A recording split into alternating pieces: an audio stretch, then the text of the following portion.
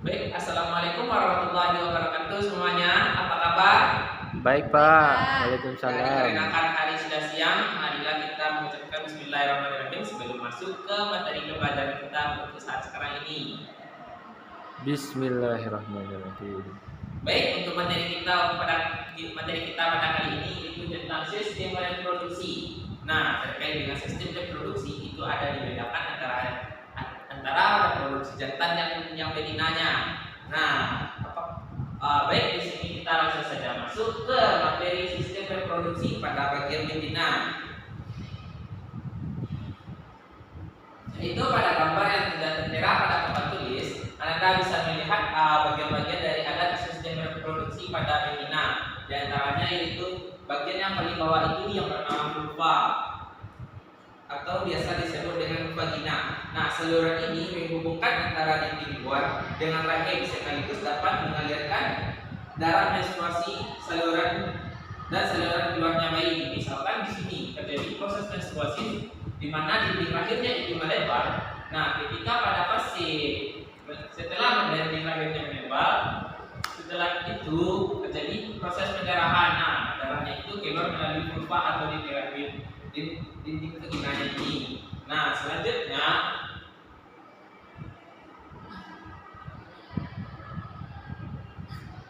yaitu tuba falopi, di mana ya, pada bagian tuba falopi ini berfungsi untuk mengalirkan sperma ke bagian bernama ovarium ini, di mana ketika terjadi proses pembuahan atau fertilisasi, spermanya yang tersebut akan melalui bagian tuba falopi untuk menuju ke ovarium, untuk menuju ke bagian untuk mencapai sel telurnya.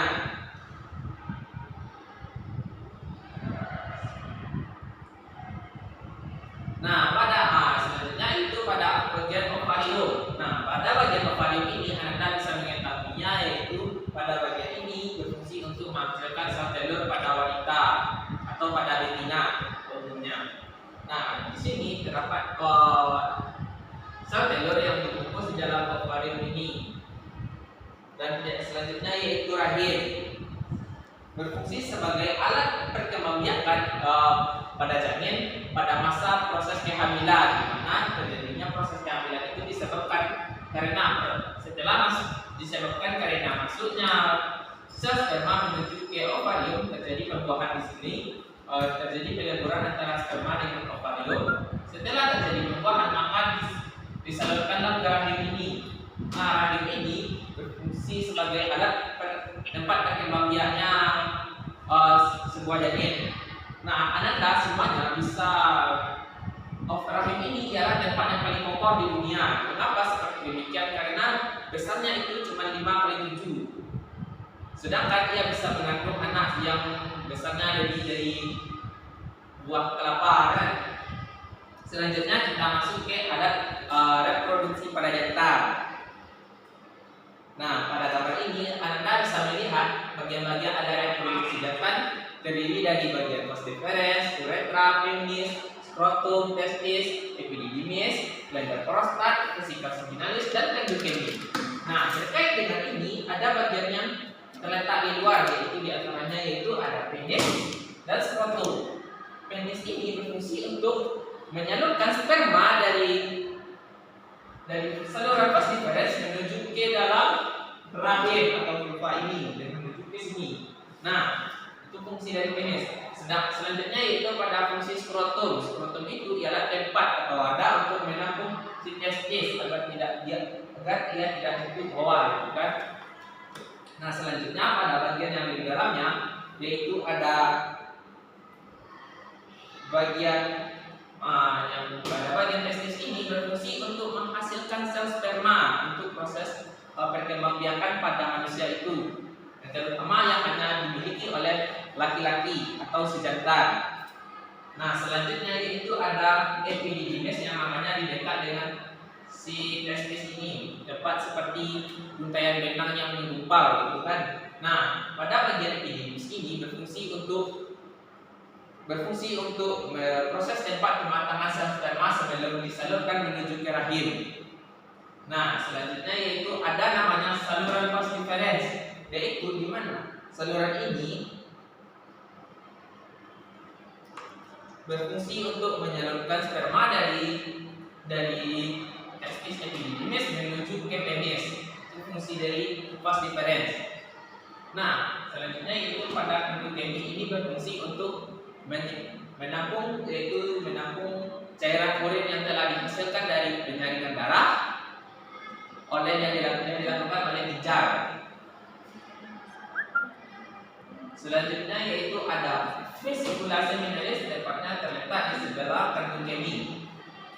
Berfungsi sebagai menghasilkan zat yang berisi basa atau fruktosa, hormon postilaktin dan protein pembekuan. Di bawah vesicular seminalis terdapat kelenjar prostat. Nah, kelenjar prostat ini berfungsi sebagai menghasilkan cairan yang bersifat asam. Nah, selanjutnya itu ada uretra. Pada bagian penis ini berfungsi untuk mengatur banyak sedikitnya cairan yang keluar dari kantung kemih dan dibuang pada bagian penis. Baiklah, adalah semuanya. Selanjutnya kita akan masuk kepada penyakit yang menyerang sistem reproduksi yang terjadi pada betina maupun si jantan. Nah, pada si betina, sistem penyakit yang terjadi pada sistem reproduksinya itu ada vaginitis, yaitu disebabkan oleh adanya infeksi pada bagian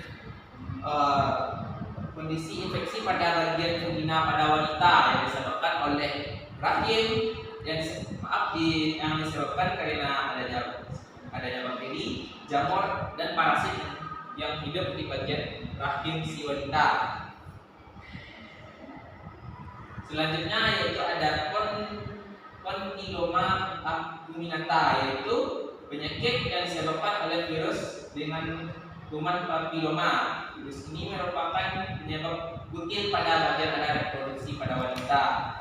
Selanjutnya yaitu ada kanker ovarium yang terletak pada di sini, di mana kanker tersebut ialah pertumbuhan sel yang abnormal yang terus berkembang biak secara terus-menerus.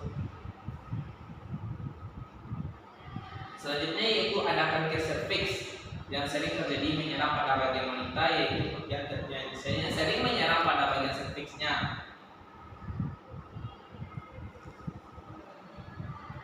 Selanjutnya itu ada pada bagian jantan penyakit pada alat reproduksinya, yaitu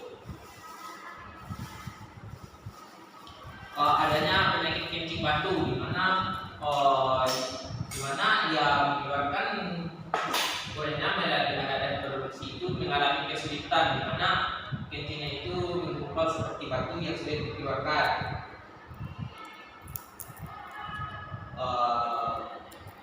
Baiklah, hanya itu materi kita pada saat hari ini. Mohon dipelajari materinya. Untuk selanjutnya, terlebih dan terkurang Bapak mohon maaf. Bapak tutup dengan Bapak sudahi dengan Assalamualaikum warahmatullahi wabarakatuh.